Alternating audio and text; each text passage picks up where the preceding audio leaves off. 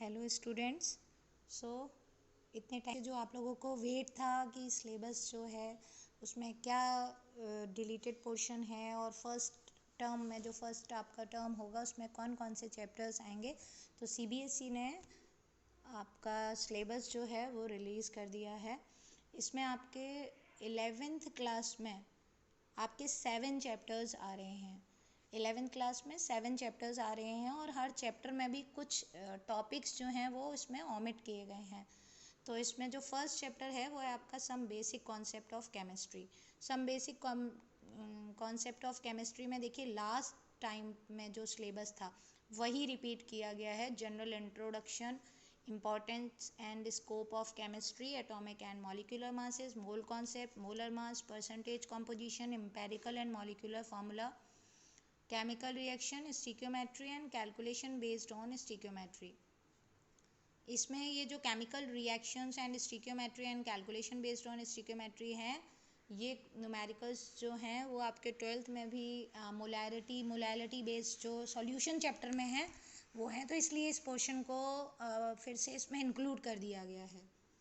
First chapter में जितना भी सिग्निफिकेंट नंबर्स हैं और स्टार्टिंग में आपका जो है वो सारे हटा दिए गए हैं। इस बार इन्होंने थोड़ा सा चेंज किया है पिछले बार से। पिछली बार आपके जो लॉज थे, लॉ ऑफ केमिकल कॉम्बिनेशन, वो सारे थे, लेकिन इस बार वो भी नहीं है। लेकिन ये स्कूल बेस पर है, आपका स्कूल इंटरनल्स पर डिपेंड करता है कि वो उन टॉपिक्स को रखना चाहते हैं या नहीं रखना चाहते हैं। ये सीबीएसई का जो फॉर्मेट है वो ये है कि इसमें लॉ ऑफ केमिकल कॉम्बिनेशन वाला जो टॉपिक है वो भी इन्होंने हटा दिया है। उसके बाद आपका आता है structure of atom. Second chapter जो है structure of atom, as usual इसमें भी लास्ट ईयर की तरह ही इसमें ओमिट किए गए हैं टॉपिक्स। डिस्कवरीज और मॉडल्स लास्ट ईयर के सेशन में भी इन्होंने डिलीट कर दिया था, इस बार भी नहीं है। Discovery of electron, proton, neutron, models में रदरफोर्ड मॉडल, थॉमसन मॉडल, ये सारे जो हैं वो इस बार भी नहीं है सिलेबस में। लेकिन बोर्ड्स मॉडल जो है वो इन्होंने इस बार इसको इंक्लूड किया है, बोर्ड्स मॉडल और उसकी लिमिटेशंस। बोर्ड्स मॉडल जो है वो पहले भी आप 9th क्लास में पढ़ चुके हैं, थोड़ा सा इसमें है, लेकिन स्पेक्ट्रम इस बार भी इन्होंने इन्वॉल्व नहीं किया है। इलेक्ट्रोमैग्नेटिक रेडिएशन ये भी नहीं है, आपका black body radiation, photo electric effect, ये कुछ भी नहीं है। सिर्फ बोर मॉडल है और उसका लिमिटेशन है। Concept of shells and subshells, concepts of cells and subshells में आप लोगों ने अगर क्वांटम नंबर्स टॉपिक पढ़ा होगा, उसमें भी जो शेप्स हैं और उनके डेजिग्नेशन हैं वो बताए गए हैं। वही चीज़ यहाँ पर है, थोड़ा ब्रीफ में है विद देयर डायग्राम्स। उसके बाद है आपका dual nature of matter and light, जिसको आप डी ब्रोगली रिलेशनशिप भी कहते हैं। Hinsberg uncertainty principle, concept of orbitals, quantum numbers the most important for MCQs, shapes of SPD. F का आपको पता है, एफ का कॉम्प्लेक्स होता है इसलिए वो नहीं दिया गया। एसपीडी का शेप्स का मतलब है विद देयर डायग्राम्स, कि पी ओरिएंटेशन है, एक्स पी में एक्स वाई जेड ओरिएंटेशन है, इस तरह से। Rules for filling electron in orbitals में aufbau principle, Pauli's exclusive, Hund's rule, ये है। इसके साथ साथ बोरबरी रूल जो है वो ऑफर प्रिंसिपल में है, वो भी करना है आपको, वो इसमें इन्वॉल्व नहीं है। इलेक्ट्रॉनिक कॉन्फ़िगरेशन ऑफ एटम्स, ये on the basis of aufbau principle SPDF वाला है, ये बोर मॉडल वाली कॉन्फ़िगरेशन नहीं है। Stability of half filled and completely filled orbitals, ये एक टॉपिक है बस। नेक्स्ट आपका जो थर्ड चैप्टर है classification of elements and periodicity in properties. इसमें देखिए आपका जितने भी प्रीवियस आपके जितने भी थ्योरीज थी, जैसे न्यूलैंड्स क्या है, डॉबनियर ट्राइड रूल है, ये सारी की सारी इसमें से हटा दी गई हैं। मेंडलीव पीरियोडिक टेबल जो है वो भी अब नहीं है, सिर्फ modern periodic table, modern periodic law, सिर्फ आपका वो इसमें इन्वॉल्व किया गया है। लास्ट ईयर भी ये सारी थ्योरीज नहीं थी, इस बार भी उसी को रिपीट किया गया है। पीरियोडिक ट्रेंड इन प्रॉपर्टीज़, तो सबसे ज़्यादा फोकस इन्होंने किया है second part of the chapter, जो आपका पूरा इनऑर्गेनिक का बेस है। तो periodic trends in properties of elements में atomic radii, ionic radii, inert gas radii, covalent radii जो है वो इस बार इन्होंने नहीं रखा है, लेकिन इसमें जब आप एटॉमिक रेडियस टॉपिक पढ़ेंगे तो इसमें आपको चारों तरह के ही एटॉमिक रेडिया पढ़ लेना चाहिए। उसके बाद फिर आपका है आयनाइजेशन इंथैल्पी। आयनाइजेशन इंथैल्पी एक अपना अलग से टॉपिक है। Electron gain enthalpy, electronegativity, valency, ये सारे टॉपिक्स वही हैं जो रिपीट हुए हैं। लास्ट टाइम इसमें मेटेलिक कैरेक्टर भी था, लेकिन इस बार वो नहीं करा गया है। प्रॉपर्टीज़ में स्टूडेंट्स आई सजेस्ट कि आपको सारी प्रॉपर्टीज़ जो हैं 11th में वो पढ़ लेनी चाहिए, क्योंकि वो आगे आपका 12th में कॉम्पिटिशन्स में हर जगह आपकी होती हैं। तो बहुत छोटे छोटे टॉपिक्स हैं इसमें। पीरियोडिसिटी मतलब लेफ़्ट टू राइट और टॉप टू बॉटम ट्रेंड्स जो हैं वो उसमें प्रॉपर्टीज़ में सभी को कर लेना चाहिए, जितनी भी आपकी प्रॉपर्टीज़ हैं। Nomenclature of elements with atomic number greater than 100। Nomenclature means होता है कि कोई भी एलिमेंट जो है मोर देन 100 जिसका एटॉमिक नंबर होता है, उसमें एक स्पेसिफिक रूल होता है, उसके अकॉर्डिंग इनका नेमिंग किया जाता है। क्योंकि आप कितने एलिमेंट्स जो हैं, हर एक को जो रेडियो एक्टिव एलिमेंट्स होते हैं उनमें ऐसा तो है नहीं कि वो नेचर से मिला है तो उसके अकॉर्डिंग हम उसको प्रॉपर्टीज़ बेस्ड पर कर देते हैं। तो जितने भी रेडियो एक्टिव एलिमेंट्स होते हैं उनकी नॉमेनक्लेचर बिल्कुल अलग तरह से होता है, जो आपको इस चैप्टर में पढ़ना है। इस नॉमेनक्लेचर से आप किसी भी कोई भी आपको हाइपोथेटिकल भी अगर आपको एटॉमिक नंबर दिया जाता है तो आप उसका भी नेम एज्यूम कर सकते हैं। उसके बाद है chemical bonding and molecular structure. देखिए शुरू के 3 चैप्टर्स जो हैं, some basic concept of chemistry, structure of atom and classification of elements, इसमें 2 चैप्टर जो हैं शुरू के, इनमें आपके न्यूमेरिकल्स होते हैं, सम बेसिक कॉन्सेप्ट में और स्ट्रक्चर ऑफ एटम में।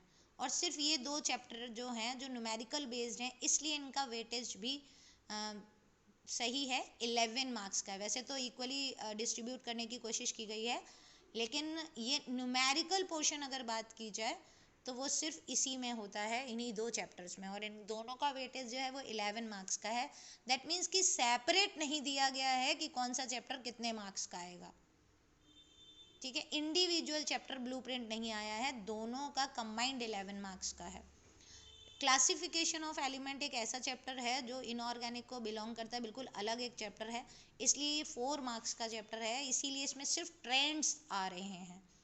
एमसीक्यूज़ में आपको ट्रेंड्स बेस्ड ही क्वेश्चन आएंगे, कि जैसे मान लीजिए अगर ट्रेंड में है कि left to right ionization enthalpy आपका इंक्रीज करता है और टॉप टू बॉटम डिक्रीज करता है, तो किस एलिमेंट की आयनाइजेशन एंथैल्पी मैक्सिमम होगी, किस एलिमेंट की मिनिमम होगी। किसी एक पर्टिकुलर ग्रुप में आपको असेंडिंग डिसेंडिंग ऑर्डर में कर लेंगे, किसी एक पर्टिकुलर पीरियड में असेंडिंग डिसेंडिंग ऑर्डर, इस तरह के आपके क्वेश्चंस आएंगे। उसके बाद है chemical bonding and molecular structure. Chemical bonding जो चैप्टर है आपका, ये सबसे इम्पॉर्टेंट चैप्टर कहा जाता है। इसमें बहुत कम टॉपिक्स हैं जो इन्होंने हटाए हैं, जो इम्पॉर्टेंट टॉपिक्स हैं वो सारे रखे गए हैं। सबसे पहले valence electrons. Valence electrons, Lewis structure, ये एक दूसरे से रिलेटेड होते हैं। जब आपको वैलेंस इलेक्ट्रॉन पता होगा तभी आप लुईस स्ट्रक्चर ड्रॉ कर पाएंगे। बॉन्डिंग में इसमें आयनिक बॉन्डिंग, कोवलेंट बॉन्डिंग दोनों ही हैं। बॉन्ड पैरामीटर्स का मतलब होता है bond length, bond association, enthalpy, ये बॉन्ड पैरामीटर्स होते हैं। Polar character of covalent bond, क्योंकि कोवलेंट बॉन्डिंग जो होती है वो मॉलिक्यूलर यानी होमो एटॉमिक भी होती है और हेट्रो एटॉमिक भी होती है, तो इसलिए इसमें आपको पोलर कैरेक्टर का भी दे रखा है। Covalent character of ionic bond, ionic bond में कब कोवलेंट कैरेक्टर शो करते हैं, फजान्स रूल जिसको कहते हैं, वो भी है इस बार। Valence bond theory, resonance, geometry of covalent molecules, VSEPR theory, valence shell electron pair repulsion theory, concept of hybridization involving sp-df orbitals and shapes of some simple molecules, molecular orbital theory of homonuclear diatomic molecules, qualitative idea only, and hydrogen bonding। MOT जो है वो homonuclear diatomic का मतलब हो गया कि जैसे मान लीजिए H2O2 N2Cl2, इस तरह का है। लेकिन इसमें भी आपकी एक लिमिटेशन है जो इसमें नहीं दिया गया है, कि ये सिर्फ और सिर्फ आपका नियॉन तक ही आएगा। MOT जो है वो हाइड्रोजन टू नियॉन, सिर्फ आपके इनमें आएंगे। हाँ, इनके आयंस के भी आएंगे लेकिन हाइड्रोजन टू नियॉन ही आएगा। नेक्स्ट चैप्टर है आपका रेडॉक्स रिएक्शंस। रेडॉक्स रिएक्शन एक बहुत ही स्कोरिंग चैप्टर होता है। अगर हम जैसे केमिकल बॉन्डिंग की बात कर रहे हैं, ये बहुत बड़ा चैप्टर है, इसमें बहुत सारे कॉन्सेप्ट्स हैं, ये 6 मार्क्स का चैप्टर है। रेडॉक्स रिएक्शन और हाइड्रोजन ये दोनों ही बहुत छोटे चैप्टर्स हैं और इनका वेटेज भी 5 मार्क्स का ही है, लेकिन हाँ ये स्कोरिंग होते हैं कि ये 5 मार्क्स किसी के भी नहीं गलत होते हैं। तो रेडॉक्स रिएक्शन में केवल concept of oxidation and reduction है, टाइप्स ऑफ रेडॉक्स रिएक्शन है। ऑक्सीडेशन नंबर हम कैसे इसमें निकालते हैं अलग अलग एलिमेंट्स का, वो है जैसे फ्री एलिमेंट है, अगर मान लीजिए Na है तो उसका ज़ीरो है, फ्री एलिमेंट का हमेशा ज़ीरो होता है, इस तरह से। Balancing redox reaction in term of loss and gain of electron and change in oxidation number। देखिए पहले आपको इसमें बैलेंसिंग रेडॉक्स रिएक्शन में 2 टाइप्स की हुआ करती थी, एक ऑक्सीडेशन नंबर मेथड और एक हाफ रिएक्शन मेथड। दोनों से पूरा सब्जेक्टिव आता था आपका, तो उसको सॉल्व करके 3 मार्क का क्वेश्चन आता था। इस बार केवल आपका ऑब्जेक्टिव बेस्ड आएगा, तो इसलिए इसमें केवल और केवल इसमें गेन और इलेक्ट्रॉन कितना लूज़ हो रहा है, चार्ज कितना हो रहा है, बस उसके बेस पर करना है। तो इस चैप्टर में बहुत ही कम टॉपिक्स हैं और ये बहुत ही स्कोरिंग चैप्टर हो जाता है। उसके बाद है हाइड्रोजन, आपका position of hydrogen in periodic table. उसके बाद है अकरेंस, आइसोटोप्स, हाइड्राइड्स, ये इंपॉर्टेंट टॉपिक होता है इसका। हाइड्राइड्स, हाइड्राइड्स क्या होते हैं? Binary compound of hydrogen and. देखिए हाइड्रोजन जो होता है वो हर एक एलिमेंट के साथ जो है वो कंबाइन करके कंपाउंड्स फॉर्म करता है, तो वो डिफरेंट टाइप के कंपाउंड शो करता है। वो आयनिक होते हैं, कोवलेंट होते हैं, मेटेलिक होते हैं, तो उसी का इसमें है, बहुत ही इंपॉर्टेंट है ये, इनको आपको करना होता है हाइड्राइड्स में। उसके बाद physical and chemical properties of water, और हैवी वाटर जो होता है वो ड्यूटेरियम यानी कि H2O से जो बनता है वो हैवी वाटर होता है। उसके बाद हाइड्रोजन एज अ फ्यूल। इसमें आपको हार्ड वाटर सॉफ्ट वाटर वाला टॉपिक जो है वो पूरा हटा दिया गया है, हाइड्रोजन पर ऑक्साइड पूरा हटा दिया गया है। ये आपका दोनों चैप्टर जो मिला के हैं 5 मार्क्स हैं। उसके बाद सबसे इंपॉर्टेंट और सबसे ज़्यादा वेटेज का जो चैप्टर है एज यूजुअल वो आपका है organic some basic concept. Organic some basic principles में आपको इंट्रोडक्शन ऑफ ऑर्गेनिक केमिस्ट्री, जो आप 10th क्लास में भी आप पढ़ते आए होंगे, वो है। Classification and IUPAC nomenclature of organic compounds, electronic displacement of a covalent bond, inductive effect, electromagnetic effect, resonance, hyper conjugation, homolytic and heterolytic fission of covalent bond, free radical, carbocation, कार्बोएनायन, electrophile, nucleophile, types of organic reactions. इसमें भी purification वाला पूरा topic जो है, second part जो इसमें आप कह सकते हो, वो पूरा हटा दिया गया है लास्ट ईयर की तरह ही, केवल फर्स्ट पार्ट जो है वो है। ये सारे टॉपिक्स आपके लिए बिल्कुल नए हैं, इफेक्ट्स भी बिल्कुल नए हैं, ये टर्म्स भी आपने बहुत कम ही सुने होंगे। रेजोनेंस ज़रूर आप थोड़ा बहुत इनऑर्गेनिक वाला आपने केमिकल बॉन्डिंग में पढ़ लिया होता है, तो वो थोड़ा बहुत आता है, बट यहाँ पर रेजोनेंस जो है वो ऑर्गेनिक कंपाउंड का है। दैट मीन्स कि आपका एरोमेटिक कंपाउंड्स में भी है, क्लोज स्ट्रक्चर्स में भी होता है, तो उसी का कॉन्सेप्ट वही है, बट थोड़ा ब्रीफ में है। तो ये सारे टॉपिक्स आपके लिए नए भी हैं, लेकिन सबसे ज़्यादा अगर कोई चैप्टर है तो वो यही इम्पॉर्टेंट है आपका 12th के लिए। इसका सारे जितने भी आपके कॉन्सेप्ट हैं वो सारे 12th में यूज़ होते हैं, बट वहाँ पढ़ाए नहीं जाते हैं। तो सबसे इम्पॉर्टेंट चैप्टर अगर आप कह रहे हो तो ये सबसे इम्पॉर्टेंट चैप्टर है आपका। ये 9 मार्क्स का है, तो टोटल आपका 35 मार्क्स का आपका फर्स्ट टर्म होगा, 35 मार्क्स का आपका सेकेंड टर्म होगा आउट ऑफ 70। तो फर्स्ट टर्म का जैसा कि सिलेबस रिवील हो गया है, तो आप लोगों को अच्छे से इसके अकॉर्डिंग आपको तैयारी करनी चाहिए। और all the best for your first term examination. Practicals के लिए एक अलग मैं आपको वीडियो बना के उसमें आपको शेयर करूँगी, तो उसमें आप देख लीजिएगा।